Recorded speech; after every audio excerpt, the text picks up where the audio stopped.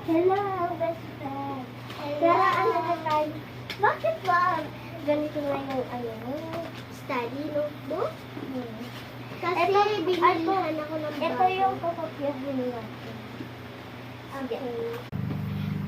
Mami, punta ako sa bahay ng friends ko. Bakit? Kasi gagawin kami nga ng assignment. Baka TikTok na naman yan. Mamaya ka na naman uuwi. Hindi! Promise. Bago ka pumunta, hugasan mo muna yung mga pinagkainan natin at maglinis ka dito. Ang dumi-dumi. Bilis na! Opo! Ano ba yan? Pinubos pa ako ni Ma'am.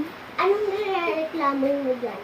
Wala. Sabi ko, ang ganda maghugas. Okay. Ay, salamat. Tapos na ako maghugas. Ay, naku, makasamod mo nga lang. Nak!